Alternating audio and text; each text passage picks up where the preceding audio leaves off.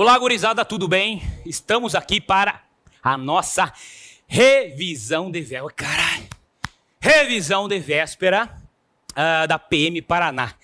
Olha, eu estou acompanhando essa turma já há muitos e muitos anos, posso dizer assim. Desde que comecei aqui no Alfa, nós estamos ali trabalhando com a PM, um edital que não saía, saiu o edital, cancelaram e finalmente agora nós vamos realizar a prova amanhã, tá?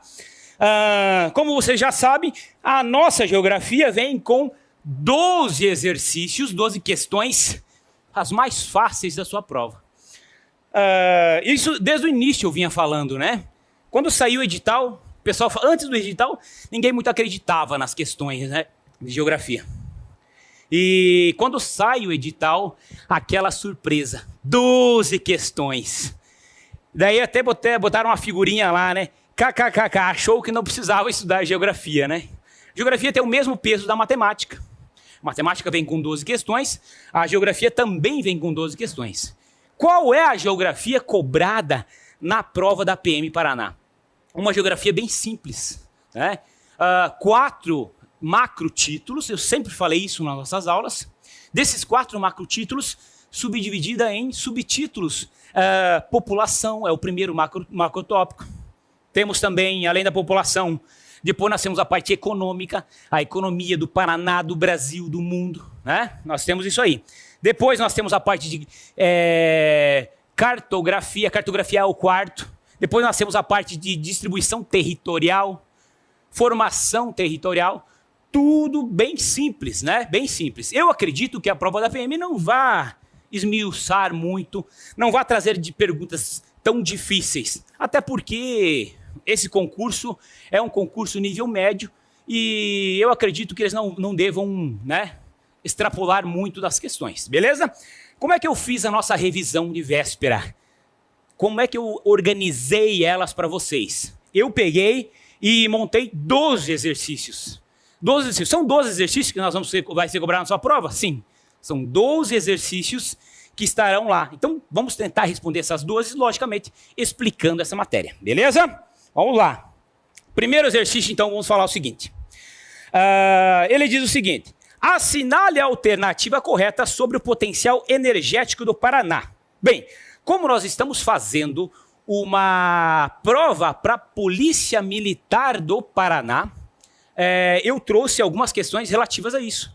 E a minha aposta dentro da sala de aula sempre foi que o camarada, que a prova virá com questões das 12, pelo menos a metade, relativas à geografia paranaense. Beleza? E aí trouxe algumas para nós debatermos isso aí. Essa primeira questão, ela vai tratar do potencial energético do Paraná. Observem lá, tá? Assinale a alternativa correta sobre o potencial energético do Paraná. Letra A. A produção de lenha a partir de florestas artificiais de pinheiros. Bem, não vou nem terminar de ler, depois eu explico, tá? Florestas artificiais de pinheiros. Para quem é paranaense, mesmo para quem não é, sabe que nós temos aqui uma vegetação predominante de araucária, né? Essa vegetação ela já foi praticamente devastada, né? E apenas 0,3% do original ainda persiste. Porém, essa vegetação, ela nunca serviu para, como ele diz aqui, produção de lenha, e muito menos agora. Essa vegetação de araucária, que era muito abundante há algum tempo atrás, ela era utilizada para fabricação de imóveis, foi muito exportada, né, durante a Segunda Guerra Mundial, e para a fabricação de papel, para a extração da celulose e assim por diante. Tanto é que o Paraná é o estado destaque nessa área de produção de papel. Já vamos falar mais um pouquinho quando nós falarmos de industrialização, a gente fala disso aí, beleza? Mas ele está dizendo o seguinte, a produção de lenha, a lenha, né? Voltando um pouquinho, né? Vamos tentar englobar esse assunto. A lenha, ela foi uma das primeiras fontes energéticas usadas. Até hoje alguém ainda usa um pouco, né? Mas a lenha foi a primeira fonte de energia utilizada. Porém, no Paraná, o pinheiro do Paraná não é a lenha apropriada para isso, nunca foi, beleza? Bom, e ele vai lá o seguinte, produção de lenha a partir de florestas artificiais e pinheiros é, além de ecologicamente correta, uma importante atividade do norte do estado. Beleza. Se fosse mesmo, né, essa atividade de retirada de lenha de florestas artificiais, um pinheiro demora para poder cortar muito mais de 30 anos. Né? Então temos pinheiros centenários que não passam dessa grossura. Então observe, é uma madeira que, um vegetal que se eu plantar ele vai demorar muito tempo, ok? E aí ele fala assim, ecologicamente correta. Hoje se você quebrar o galho do pinheiro e alguém estiver enxergando, você vai se incomodar. Se você cortar um pinheiro hoje, você vai se incomodar. Então preste atenção, tá? Então não poderia ser essa. Mas aqui no final, ele já elimina totalmente a questão. Quando ele fala assim, a atividade do norte do estado. Aonde ficam os pinheirais? Os pinheirais ficam nos topos dos planaltos, são em áreas mais frias. E o Paraná ele tem um relevo, né, em formato de escada, se é que eu posso dizer assim, em compartimentos. E no topo desses compartimentos é que ficam esses pinheiros, né? Lá na região de Guarapuava, General Carneiro, na própria região de Curitiba, né? Que Curitiba significa muito pinhão. Tá? Então, esses vegetais, essa formação florestal, ela fica no topo dos planaltos e jamais ficará no norte do estado. Porque no norte do estado nós temos uma região mais quente, os pinheiros gostam de áreas mais frias, tá? Então não poderia ser essa aqui, beleza? A letra B, a produção de petróleo está associada às bacias litorâneas, assim como a nuclear sediada em Paranaguá. Tá de sacanagem, né, guerreiro? Tá de sacanagem se você responder essa aqui. Lógico que não. C. O Paraná é um importante produtor de carvão natural. Ora, esse camarada que fez essa prova, ele é maldoso, né? O que é carvão natural? Carvão natural é o quê? É aquele que nós usamos para fazer churrasco? É esse mesmo. É o que nós usamos para fazer churrasco, chamado de carvão vegetal. Ele botou natural ali. O carvão que ele está tentando relacionar nessa questão é o carvão mineral, tá? Carvão mineral, beleza? Apresentando jazidas, principalmente nos terrenos sedimentares, beleza, nos terrenos sedimentares. No segundo planalto paranaense, nós temos o planalto dos Campos Gerais. Ali nós temos um relevo sedimentar. E são nos relevos sedimentares que nós encontramos os combustíveis fósseis, dentre eles o carvão mineral, mas também podemos encontrar petróleo, podemos encontrar o xisto perobituminoso, no caso lá na formação de Irati, lá em São Mateus do Sul, mas não no planalto arenito-basáltico. Qual é o planalto arenito-basáltico que nós temos? É o terceiro planalto. Por que arenito-basáltico? Porque embaixo do basalto, da lava vulcânica, que há muito tempo atrás foi expelida de um grande vulcão chamado derramamento de Trepp, essa lava vulcânica ela é proveniente de basalto, né, do magma vulcânico. Derretida vira o solo de terra roxa, que nós vamos falar mais daqui um pouquinho, beleza? Bom, então, lá no arenito basáltico, eu não tenho a propensão de encontrar os combustíveis fósseis, beleza? Bom, a letra D diz o seguinte, a formação do reservatório da hidrelétrica de Itaipu, que fica no Rio Paraná, beleza? Gurizada que não é daqui da região, fica esperto, porque se tiver uma questão falando sobre isso, vai ter lá a alternativa colocando lá Rio Iguaçu, beleza? Ah, mas as cataratas do Iguaçu, tal, e usina hidrelétrica não tem nada a ver, rios diferentes, beleza? Fica esperto. Mas ele está falando na questão de assim, hidrelétrica de Itaipu acarretou prejuízos ao ambiente, ao turismo e à cultura, sepultando o Salto das Sete Quedas e vários sítios arqueológicos. Exato, exato. O Salto das Sete Quedas está localizado na região de Guaíra, né? E com a formação da usina hidrelétrica de Itaipu e o enchimento do lago, esses saltos foram soterrados. Um grande sítio arqueológico, turístico, muito importante. Tá certa a resposta, ok. Por enquanto, letra D. A letra E diz o seguinte, ela ficou aqui do ladinho aqui, mas não há problema, senhor. dos afluentes do Rio Paraná em território paranaense, o Rio Ivaí, que é o maior rio genuinamente paranaense, é o que possui o maior número de usinas hidrelétricas em operação. Negativo, tá errado também, não é. Quem é o que possui maiores usinas hidrelétricas? É o Paraná? Não, é o Rio Iguaçu, beleza? Portanto, resposta errada. Alternativa número 1, alternativa letra D de dado, beleza? Que fácil, né? É fácil. Olha só a questão número 2, como é que ela vem, tá? Essa questão número 2, ela vai dizer o seguinte, foi uma questão da Polícia Civil do Paraná, tranquilo? Essa questão número 2, ela diz o seguinte, o êxodo rural no Paraná, o que foi o êxodo rural? A saída das pessoas do campo para as cidades, é um fenômeno que se intensificou a partir da década de 70, no século 20. O Paraná é um país que foi emancipado em 1853, porém, a sua ocupação termina efetivamente nos anos 60 do século 20 já, beleza? Aí, então ele está falando isso. É um fenômeno que se intensificou a partir da década de 70 do século 20. Sobre suas causas e consequências, é correto afirmar. Quais são as causas e consequências desse êxodo rural aqui no estado do Paraná?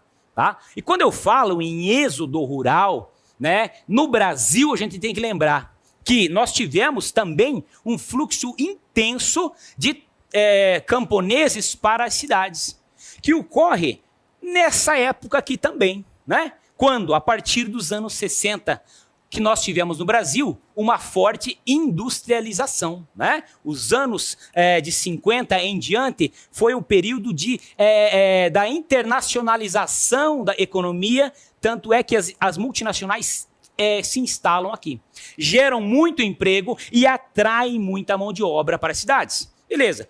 Já não bastasse isso, o que acontece também? Há uma evolução na mecanização agrícola. Essa mecanização é introduzida no campo. E mecanização não combina com mão de obra. Ou seja, ou tem espaço para mecanização ou para mão de obra. É logicamente que a mecanização vai se sobressair perante a mão de obra. E o que acontece é que muitos camponeses acabam tendo que migrar forçadamente, né? Fazer um êxodo rural forçado para as cidades, né? Então eu tenho dois tipos, eu tenho o êxodo rural espontâneo e tenho o êxodo rural forçado, né? O espontâneo é quando o cara decide, vou para as cidades, que também aconteceu, né? Grandes famílias, né, que era muito comum naquela época, às vezes o piazão lá e a guria, não, pai, vamos para a cidade porque não sei o que, lá tem telefone, lá tem energia elétrica, não sei o que, e a família acaba indo migrando para as cidades. Aconteceu muito também, tá? Mas a principal causa foi o êxodo rural forçado. É aquele cara que teve que vender as suas terras para o vizinho latifundiário, grande produtor rural, meio que obrigado, o cara botou preço na terra dele e pronto, vaza. E também aqueles que eram trabalhadores rurais, trabalhavam por grandes fazendeiros, que foram substituídos pelas máquinas, beleza? Esse foi o êxodo rural que acontece também no Paraná, porque o Paraná é um estado fortemente agrícola, por alguns fatores que depois eu falo também para você. Vou relembrar no caso, né? E aconteceu esse êxodo rural muito forte. E ele quer saber quais as causas. Vamos lá então. Uma das consequências da vinda do grande contingente populacional do meio rural para Curitiba e região metropolitana foi a melhoria significativa do padrão de vida na cidade polo. Não foi isso. Tá? Então quer dizer que os camponeses foram para Curitiba porque lá as condições de vida eram melhor? Até poderiam ser melhores as condições de vida, né? Lógico, dependendo da visão de cada um. Mas não foi esse o fator determinante, beleza? A letra B vai falar o seguinte. O êxodo rural foi um dos propulsores da industrialização na região metropolitana de Curitiba, que se constitui hoje em uma megalópole. Beleza, então tá, vamos analisar duas coisas aqui. Ele falou que o êxodo rural ele foi um dos propulsores da industrialização? Pode até ser, né? Porque esse êxodo rural ele aumentou a quantidade de mão de obra e ajudou a indústria a se desenvolver? Lógico, pode ser, né? Mas aí quando ele fala o seguinte, ajudou tanto que essa região constitui hoje uma megalópole. Que megalópole, guerreiro? Tá de sacanagem? Megalópole. Nós temos uma megalópole formada no Brasil, que é o eixo Rio-São Paulo, só. Curitiba não é uma megalópole. Curitiba é uma metrópole, beleza? Então, não tem mais nem o que falar dessa questão. A letra C vai dizer o seguinte: uma das causas do êxodo rural foi o programa de governo e financiamento da casa própria, tendo em vista que no campo os pequenos agricultores eram agregados. Financiamento da casa própria. Não vou nem explicar isso aqui, que eu acho que não tem nem explicação. Lógico, o autor da questão, ele colocou o mapa para dar uma enchida de linguiça aqui, beleza? A letra D. Os trabalhadores do campo, agregados ou boias frias, à medida que envelhecem, migram para Curitiba, influenciando os índices de envelhecimento da população. Bom, aqui nós temos que... Lógico que essa questão está errada, mas eu vou lembrar aqui que nós a população sofre um processo de envelhecimento. Atualmente a gente está sofrendo um processo de envelhecimento, tendo em vista a não reposição de novas pessoas, o nascimento de novas pessoas. Isso está acontecendo. Mas não foi o motivo causador do êxodo rural, esquece. E sim, a derradeira, a letra E, que é a questão que nós queremos, ela vai dizer o seguinte: dentre as causas do êxodo rural no Paraná, destaca-se a mecanização da agricultura. No Paraná e no Brasil, tá? Mas o Paraná é como se fosse um exemplo menor do Brasil. Exatamente isso. Então, a mecanização, liberando mão de obra sem especialização para os centros urbanos. Beleza. Lembra que eu falei na questão anterior que essa liberação de mão de obra, ela vai ser aproveitada lá na indústria? Lógico que vai, tá? Mas a principal causa foi a mecanização. Letra I, beleza? Que fácil, né? É muito fácil. A próxima questão vai tratar o seguinte. Aqui, ó, Polícia Civil. Sobre a localização industrial do estado do Paraná, localização das indústrias, né? É incorreto, meu Deus do céu, tá? Cuidado com os passageiros, né? Com os marinheiros de primeira viagem em concurso aí, tá? Que quem é marinheiro de primeira viagem também pode passar, por que não, né? Cuidado com essas palavras incorreto aqui. Às vezes o cara vai muito afoito e acaba de cara, não, essa aqui, pá, responde, e acaba vendo que o autor queria incorreta, beleza? Bom, o que está incorreto? Então ele quer isso aí. Bom, e ele diz o seguinte: no interior do estado, localização industrial, no interior do estado predominam indústrias de beneficiamento de grãos, as agroindústrias, gerenciadas por grandes cooperativas. Exato, tá certo, né? É isso mesmo. Por que só no interior que tem essa agroindústria, né? Curitiba é forte a agroindústria em Curitiba? Não. Curitiba, ela é a região mais industrial do Paraná. Porém, a industrialização de Curitiba ela é voltada para uma indústria altamente tecnológica, né? A metal mecânica é uma indústria de intensidade tecnológica, com mão de obra qualificada e assim por diante. Tá? O forte da agroindústria está no interior do Paraná, porque é justamente no interior do Paraná que estão a melhor qualidade de solo, o solo de terra roxa, o relevo mais plano. É exatamente no interior do Paraná que nós tivemos uma colonização de imigrantes europeus, principalmente a gauchada e a catarinada, que subiram, que eram oriundos, né, de outras famílias de imigrantes europeus. Então tinham conhecimentos de técnicas agrícolas e fizeram esse Paraná funcionar nesse período, né, no ramo da industrialização, não, da agricultura. Que depois de um tempo, essa agricultura passou a ser, foi potencializada, se é que eu posso dizer assim. O que aconteceu? Eles agregaram valor ao produto, ao invés de vender o produto in natura, eles agregaram valor e montaram as agroindústrias, que deram muito certo, baseadas em sistemas de cooperativas, né? Os cooperados, é muito comum no estado do Paraná, beleza? Então ele fala o seguinte: no interior, beneficiamento de grãos, agroindústrias, gerenciamento por cooperativa, exato, tá certo. A letra B, as indústrias de papel, falei isso antes na questão anterior. As indústrias de papel e celulose paranaenses concentram-se junto ao centro consumidor, em municípios circunvizinhos de Curitiba, devido à presença da madeira calcária. Ok, o Paraná ele é forte em indústria de papel, sim, foi muito mais, né? Hoje o Mato Grosso já está superando, foi muito forte, porque aqui tinha os pinheirais, que eram usados para a produção de papel e celulose, sim. E aonde ficavam os pinheirais que eu falei para você anteriormente? Onde ficavam? Região dos Campos Gerais, região de Curitiba, Guarapuava, a Ponta Grossa, e são ali que estão as principais indústrias papeleiras, né? Telêmaco Borba, né? Temos a Klabin, em Arapoti nós temos a Impacel, duas grandes empresas papeleiras que ficam ali. Elas foram criadas ali por quê? Porque é ali que estava a matéria-prima, né? Os pinheirais. Porém, isso não quer dizer que era ali que era vendida a produção. A produção era para o Brasil inteiro. Então não era ali o centro consumidor, não era ali, tá? Então quando ele fala assim, nessa questão que a indústria de papel e celulose concentra-se junto ao centro consumidor, é o momento que ele fala errado, tá? É essa que está incorreta. Em municípios circunvizinhos a Curitiba, está certo. Devido à presença da Madeira Araucária, também está certo. Então, letra B é a resposta que nós não queremos, a incorreta, beleza? E o que está certo é na C? O que está certo, né? Mas vamos ver aqui. Ponta Grossa é um dos centros industriais do sul do país, com destaque para a agroindústria e o beneficiamento da madeira, exato. Ponta Grossa do Paraná é o polo moageiro, o maior polo moageiro de grãos no Paraná é Ponta Grossa, né? É a capital da soja, beleza? Tranquilo. A letra D diz o seguinte: nas indústrias localizadas em São José dos Pinhais,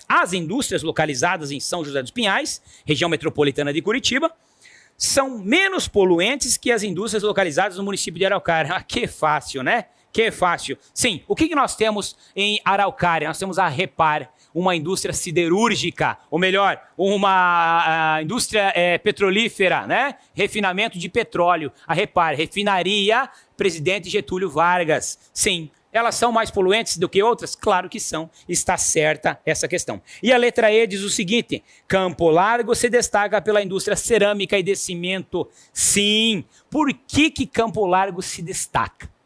Campo Largo está localizado próximo a Curitiba também. Está no primeiro Planalto Paranaense. Ali no primeiro Planalto Paranaense, você que acompanhou as nossas aulas, você vai lembrar que o primeiro Planalto Paranaense, ele é um planalto de solo cristalino. Nesse solo cristalino eu tenho, dentre outros minerais, eu vou ter minerais que são aproveitados para a indústria porcelânica, por exemplo. E outra que eu lembrei aqui, Campo Largo, ele tem colonização italiana, né? Os italianos detinham esses conhecimentos de fazer tijolo, fazer telha, né? E porcelana e assim por diante, beleza? Portanto, está certa também. A questão errada é a letra B mesmo. Tranquilo? Beleza. 3 questões já, tá? Todas relativas ao Paraná. Lembrando que nós estamos fazendo uma prova para a Polícia Militar do Paraná. Então, olha, entender a geografia do Paraná é de fundamental importância. Vou olhar para cá um pouquinho agora. De fundamental importância, beleza? Ó, a número 4 vai dizer o seguinte, meu padrão. Globalização. A UFPR é uma banca que adora esses conceitos de globalização. Fizemos esses dias uma bateria de questões, o FPR, que deu para perceber esse gostar da UFPR no quesito globalização. Então tem que estar afiado nessa globalização, que é simples. Nós vamos ver aqui agora, ó. 4. No livro Globalização, as consequências humanas, tá? O nome do livro ali. Do sociólogo polonês Zygmunt Bauman, o autor expõe logo de início que a globalização tanto divide quanto une. Divide enquanto une. E as causas da divisão são idênticas às que promovem a uniformidade do globo. Beleza? Ok. Isso aí. A globalização, ela divide e une, tá? Então ela tem o poder de dividir e unir. É isso que ele está falando. Por essa breve reflexão, é possível afirmar que o autor considera o fenômeno da globalização como um movimento preocupante para a sociedade global, na medida em que traz graves consequências, tá? Beleza. De acordo com seus conhecimentos e com a reflexão de Bauman, é possível afirmar que suas preocupações estão ligadas a no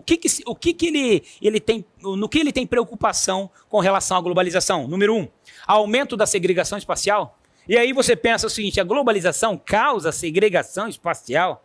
Lógico que sim. Professor, mas o que é segregação espacial? Se você não sabe, já paga 10 canguru aí, 10 flexãozinhas aí. Segregação espacial, se separar, né? Ou seja, a globalização, ela não atende a todos. Ela atende uma parcela da população. Ela vai chegar a quem os economicamente os mais favoráveis desejarem, tá? Ela vai chegar onde eles quiserem, tá? Muitos locais não tem internet ainda. Ah, mentira, verdade. Muitos locais não têm internet, ou, portanto, não têm acesso a informações que nós temos, ou nós não temos acesso a informações que países desenvolvidos têm. Então, pensam, a globalização ela é igual? Não. Ela é muito desnivelada. A globalização causa a segregação socioespacial que ele está falando aqui? Exato, causa. Portanto, a primeira está certa. A 2. Progressiva desterritorialização dos estados e nações? Desterritorialização, não causa, tá? Não causa, não é uma das preocupações, então essa aqui não conta. 3, crescimento de migrações em massa. Então vamos pensar o seguinte, né? Com a globalização, facilitou os meios de transporte. Beleza? Exato. As pessoas conseguem sair de um local e ir para o outro com maior facilidade. Agora, até mais barato, né? Você, com certeza, já viajou de avião muitas e muitas vezes, né? O Valder, que tá lá em Curitiba, lá o Valder, veio lá de Macapá, o rapaz, ia vir a pé. Eu falei, não, Valder, venha de avião. Aí veio de avião. A globalização, né, facilita a caminhada, as migrações, como ele está falando ali. Porém, quando ele fala o seguinte, o crescimento de migrações em massa, não é verdade. Existe migração? Sim, mas em massa ele exagera muito. Portanto, é falsa, essa aqui está errada. A número 4, ela vai dizer o seguinte, perda da soberania política. Perda da soberania política, não. Né? O que acontece com a globalização? Os estados, eles se aproximam economicamente, mas perder soberania política, não. Tá? Mesmo os blocos econômicos, quando se formam entre países e diferentes nações, eles não perdem soberania política, jamais, né? Eles continuam independentemente soberanos com as suas bandeiras, né? Mas um acordo comercial é realizado, beleza? Portanto, essa aqui é verdade, beleza? É uma das causas da globalização que ele está falando aqui, tá? É um fenômeno que é preocupante, isso sim. A número 5, enfraquecimento de capital cultural. Exato. O que acontece? Com a globalização, o mundo fica homogeneizado. Eu falo isso dentro de sala, eu falei ontem, inclusive. Né? Antigamente, o que eu comia era x-salada. Eu comia x-salada. Hoje não, hoje eu como hambúrguer. Que na prática é a mesma coisa, né? Mas o hambúrguer é uma cultura americana, trazida pela globalização. Né? Dessa mundialização de economia. Então, o que eu quero dizer com isso, com esse exemplo? Que está sendo homogeneizada a cultura. E aí, quando ele fala que vai enfraquecer o capital cultural, é verdade, beleza? Portanto, a 1, a 4 e a 5 estão certas, e a letra C é que responde a nossa questão aqui, beleza? Que é fácil, né? Fácil demais. Olha só, então. Aqui eu falei que é a letra C. Vou botar para você aqui para tu não esquecer. Beleza? A próxima questão, ela vai falar o seguinte. Leia o trecho a seguir e assinale o que for correto. Tá? Que trecho? Vamos lá. A partir da década de 60, o Paraná pode ser considerado um estado territorialmente ocupado. Sim, foi o que eu falei para vocês antes. O Paraná ele se emancipa em 1853. Nesse período, até por volta de 1930, somente o Paraná tradicional existia. Aquela parte perto de Curitiba, vinha até Guarapuava, mais ou menos descia para sudeste, região de Ponta Grossa, aquela região ali. Essa colonização foi feita pelos imigrantes europeus que vieram naquela leva lá de imigração a partir dos anos de 1850, quando ocorre a proibição do tráfico negreiro e aí a gringaiada entra aqui para o Brasil. Bom, e aí essa região é ocupada. Um segundo momento é ocupado uma frente pioneira da região norte, a região norte do estado. Atuais cidades de Londrina, Maringá, Paranavaí, Cianorte, Apucarana, né? Aquela região ela é colonizada na sequência. Quando? Qual foi a forma de colonização ali? Foi uma forma de alastramento. Ou seja, o café, nesta época, era a potência, era o produto que tinha de melhor, mais procurado, mais desejado, né? Que se vendia muito. Esse café que foi introduzido lá no Rio de Janeiro foi se alastrando pelo Vale do Paraíba para São Paulo. E aí foi se alastrando também para o estado do Paraná. Atrás de terras para plantio do café vieram mineiros e paulistas, e aí povoam essa parte norte do Paraná. E aí fica o oeste e sudoeste, né? Um vazio por enquanto, que é, a partir de 1940, 50 e 60, ocupado pela gauchada e pelos catarina. Esses gaúchos e catarinenses, que eram de gerações de imigrantes europeus, eles vêm à procura de terras. No primeiro momento, explorar a madeira que ali existia, né? A erva mate, e depois, logicamente, introduzem a agricultura. Então, essas foram as 3 formas de ocupação paranaense. Não esqueça na sua prova, tá? E ele fala o seguinte, que justamente na década de 60, finda e o Paraná é ocupado literalmente, tá? Beleza, e aí ele diz o seguinte... Cessaram, então, de existir frentes pioneiras, 1960, as 3 frentes pioneiras que eu te falei aqui agora, não restando mais terras a serem ocupadas e colonizadas. Completa-se, historicamente, o período de ocupação territorial, beleza? Aí dá a referência ali, tá ok. Tranquilo, aí ele vai falar o seguinte, no número 1. A ocupação dos Campos Gerais, a partir do século XVIII, deveu-se à introdução da cultura do café na região. A ocupação dos Campos Gerais, cultura do café. Eu acabei de falar que a frente pioneira do café foi na região norte. Campos Gerais é próximo ali à região de Curitiba, segundo o Planalto. Não tinha plantação de café ali. Até porque eu tenho um solo diferenciado. Ali eu não tenho solo de terra roxa. Ali eu tenho um solo de salmourão, um solo arenoso, né, que não é tão propício para a produção de café. Então, não. Errada. A segunda, diferentemente do que ocorreu no Rio Grande do Sul, e em Santa Catarina, a imigração de poloneses e alemães não influenciaram a cultura paranaense. Tá bom que não influenciaram, né? Aqui nós temos uma cidade chamada Marechal Cândido Rondon, né? Uma cidade que é mais alemã do que algumas da Alemanha, né? E outros exemplos por aí afora. Desça ali em Irati, Prudentópolis, né? E daí vê que se não tem um costume da polacaiada ali. Tá cheio de polaco ali. Então, eles passaram o costume para a região? Lógico que sim. Tranquilo? Beleza, é falsa, logicamente. Número 4. A partir do final do século XIX, com a fixação de imigrantes japoneses, foram introduzidas novas culturas agrícolas no norte do estado. Aí é uma questãozinha para nós analisarmos aqui.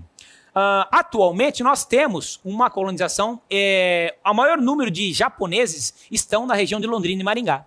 Né? O que eles fazem lá?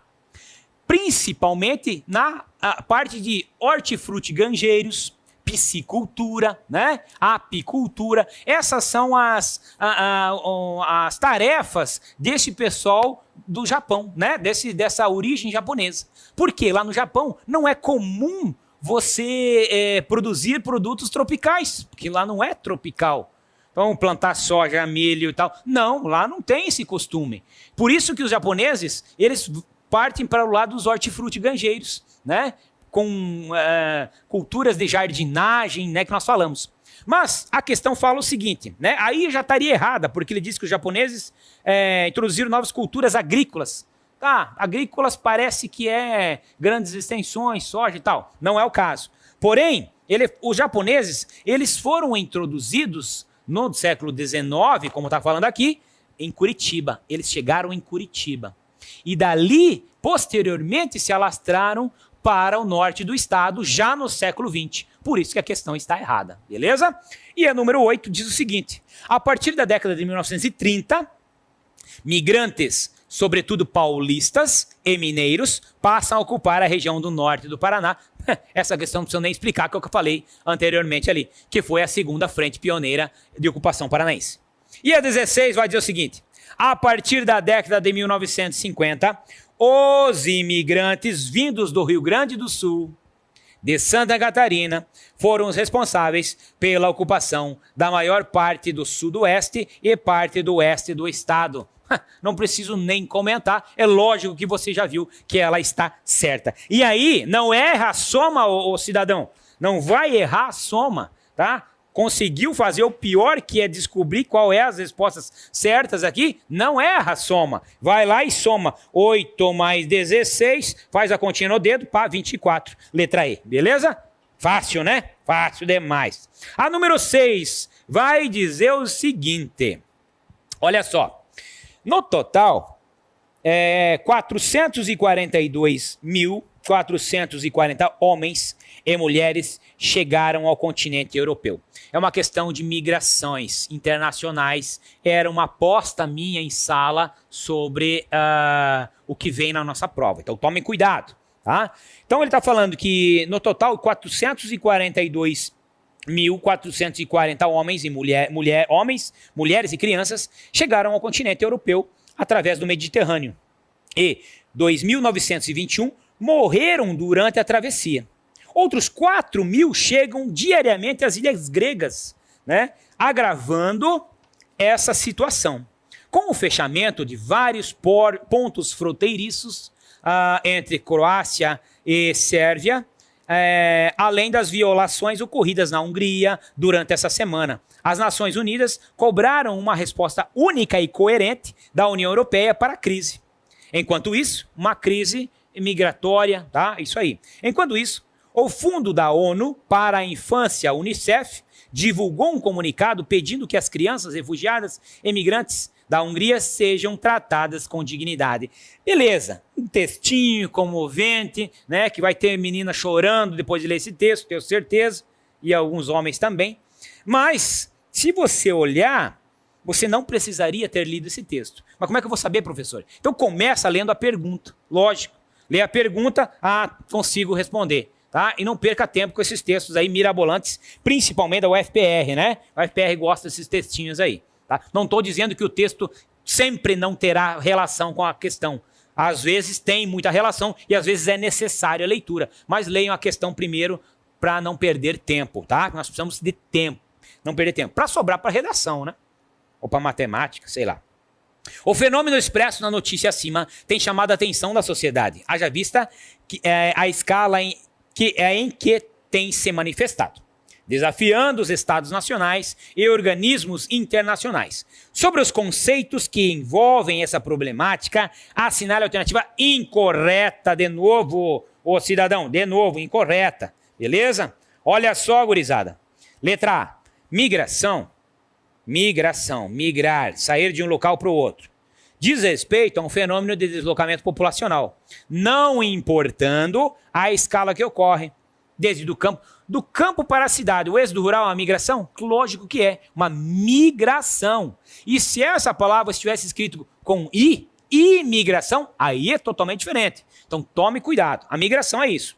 Desde o campo para a cidade, dentro de um mesmo município, a escala internacional fechou. Se for em escala internacional, vai ser saída do país, vai ser emigração, entrada no país vai ser imigração. Beleza? Que é fácil, né?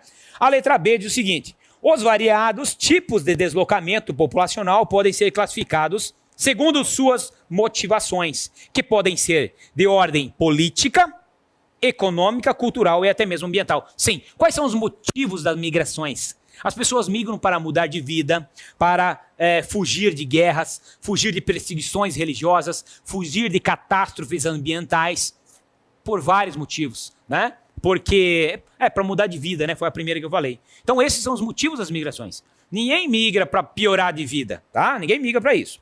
Então tá certo. Letra C. A comunidade internacional representada pela ONU e os países diretamente envolvidos com as migrações noticiadas no texto, têm buscado uma política internacional de segurança, baseada no fechamento das fronteiras, tá?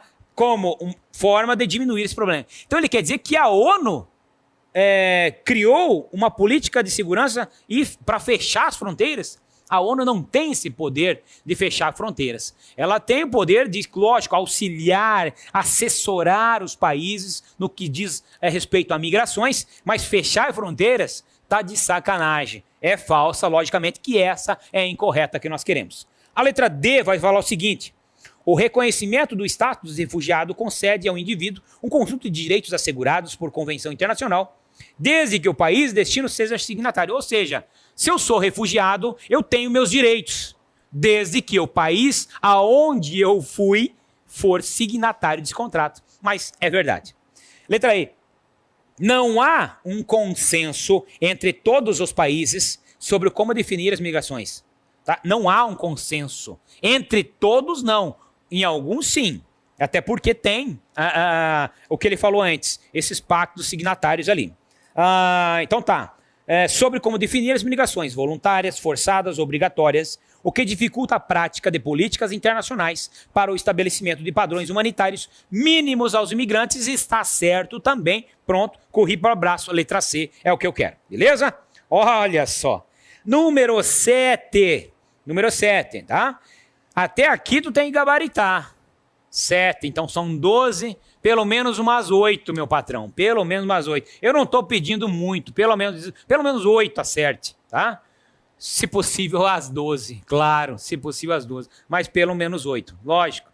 Se eu acertar as 12, me sobra uma gordurinha para queimar ali com matemática, com português, tal, sei lá. Beleza? Ok. Vamos lá. 7. A população brasileira atingiu 2,7 milhões, vou olhar um pouquinho aqui agora, 2,7 milhões de pessoas em 1º de julho deste ano. População, tá? A questão populacional eu batia em todas as aulas, praticamente. Mesmo na aula que eu estava falando sobre economia, nós falávamos, reunia a população. População é o primeiro tópico do edital da PM, tá? Eu acredito que quando você abrir a prova de geografia, a primeira questão que você vai ver vai ser relacionada à população. Depois você me conta se vai ser verdade, tá? População é um tópico muito importante. Tanto a população paranaense como a população brasileira, principalmente, tá? Então ele diz o seguinte, a população brasileira atingiu 202,7 milhões de pessoas em 1º de julho deste ano, segundo a estimativa do IBGE. O volume de pessoas que vivem no país cresceu 0,86%. Então nós temos um crescimento vegetativo ainda positivo, tá? É isso que eu quero que você entenda também. Em relação ao verificado em igual período no anterior. São Paulo continua sendo a cidade mais populosa do país, com 11,9 milhões de habitantes.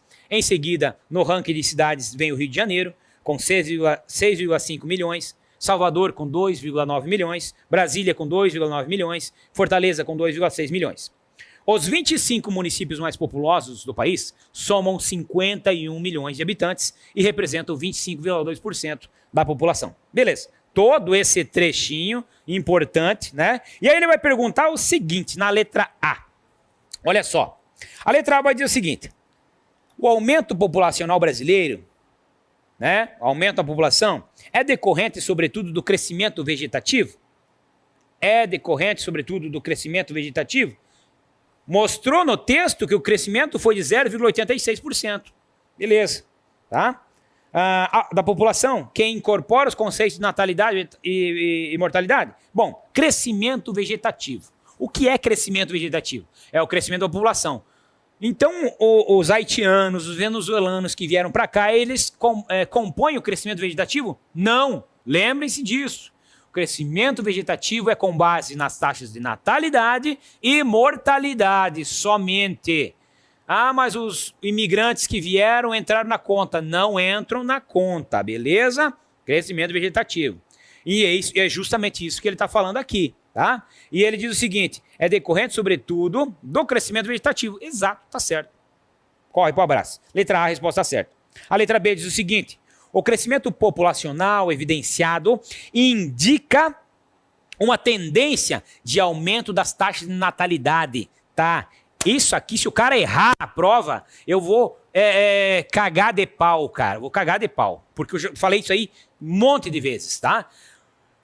O Brasil vive momentos de queda nas taxas de natalidade e queda nas taxas de mortalidade, queda nas taxas de fecundidade, ou seja, ninguém mais está fazendo filho, beleza? Porque ter filho dá gastos, ter filho não é ruim, muito pelo contrário, é ótimo, mas ter filho dá gasto. Então, vivemos uma sociedade em que as mulheres estão com a ideia de trabalhar, passar na prova da polícia militar e não ficar em casa, cuidando da casa e tal, não desmerecendo quem fica, mas estamos vivendo isso na sociedade. Consequentemente, há uma redução das taxas de natalidade. Mas nem por isso, cidadão, nem por isso o crescimento do Brasil está parado. A população ainda está crescendo em ritmo cada vez mais lento, mas ainda persiste em crescimento. Lembra-se disso na hora da sua prova amanhã, tá? Então ele fala justamente isso na letra B. O crescimento populacional evidenciado indica uma tendência de aumento, não, diminuição. Tá errado, tá? Diminuição da taxa de mortalidade, aí tá certo, beleza? Falsa essa aqui. C. Esse acréscimo populacional tem como consequências a diminuição da renda per capita e o comprometimento dos recursos naturais, evidenciando por altos tal, não, tá? Acréscimo populacional tem como responsável o crescimento vegetativo que ele falou no texto. Só isso. D. O aumento da população é impulsionado pelo crescimento das periferias das grandes cidades. O aumento da população é impulsionado pelo crescimento das periferias nas grandes cidades. As grandes cidades, as periferias cresceram, claro, mas não é aí o responsável pelo aumento da população, e sim o crescimento vegetativo. Beleza? Falsa. Letra E. O fator que explica o aumento populacional é a imigração. Não vou nem responder, porque a imigração não conta no crescimento vegetativo, né, que foi mencionado no texto ali. Portanto, falsa também. A resposta que nós queremos é a letra A, tranquilamente. Beleza? Ótimo. Número 8. Ainda falando sobre população. Beleza? Os censos demográficos mostram que na década de 80 em diante, diminuiu o fluxo migratório do Nordeste para o Sudeste. Migrações internas. Aposto também a chance muito forte de cair um exercício sobre esse assunto, tá? Migrações internas. E aí ele diz o seguinte, né, que essas migrações mostram que na década de 80 em diante diminuiu o fluxo migratório do Nordeste para o Sudeste, né? Os nordestinos para o Sudeste, que foi intenso após 1930 já. Beleza. Em especial para a Grande São Paulo. Isto deveu-se em virtude da redução da média anual de crescimento econômico e o redirecionamento parcial deste fluxo migratório para outros destinos. E aí ele vai perguntar quais são esses fluxos parciais aqui, quais foram os destinos. Né? Ele falou o seguinte, queda no crescimento econômico. O que ocorre na década de 80? A década perdida, né? Ali onde a economia entra em recessão, né? Empresas falem, muita gente saindo do Brasil, pessoal indo para os Estados Unidos, para o Japão, né? É esse período de decréscimo econômico, né? De recessão econômica que acontece nesta época aqui. E as indústrias que estavam instaladas nessa época também precisam se reinventar.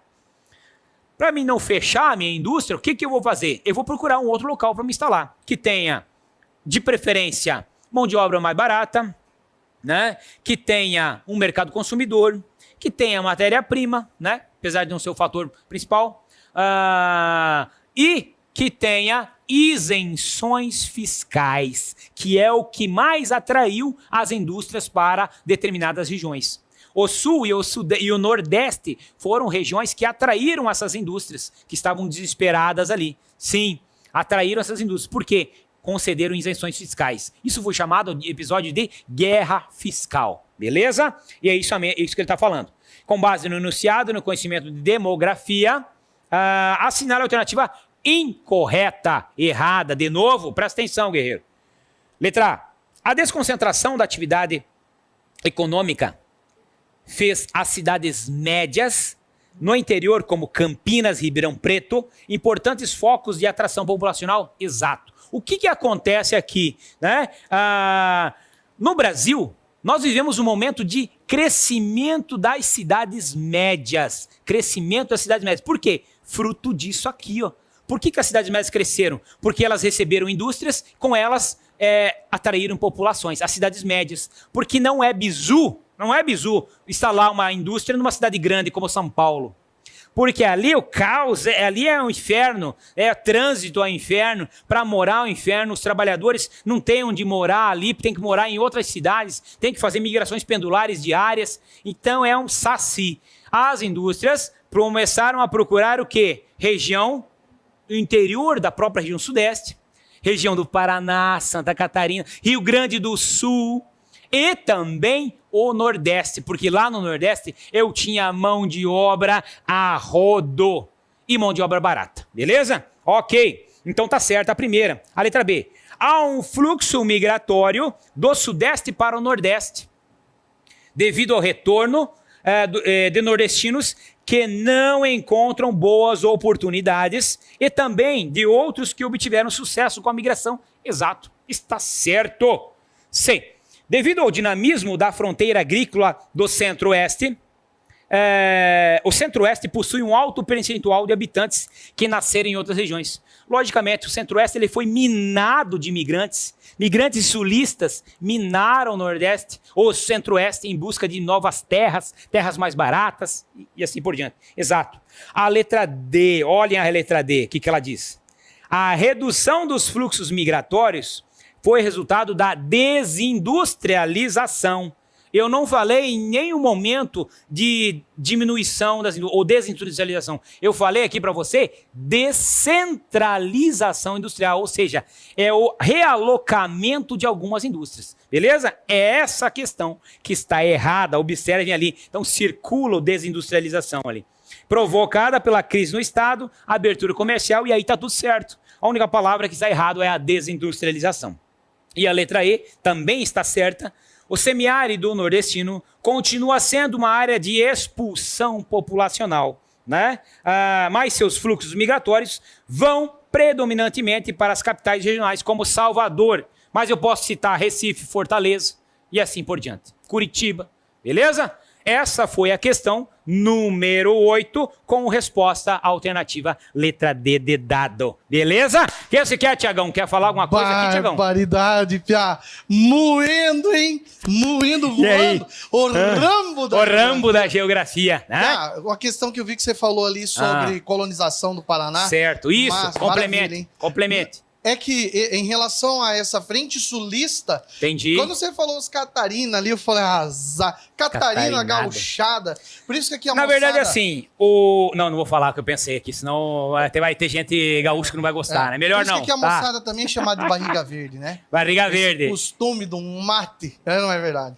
Tem várias versões da barriga verde, né? Várias versões. Não vou falar, então vou ser polemizado aqui, melhor não.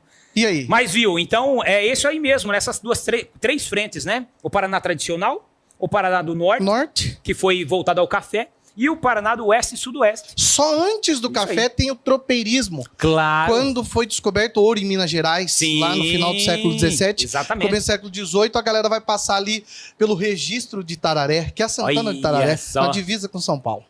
Excelente, exatamente isso. Fechou? Essa foi a nossa geografia. Simples como coisa de soldado, né, cara? Simples como coisa de soldado. Eu entrei só agora aqui, só pra dar aquela força.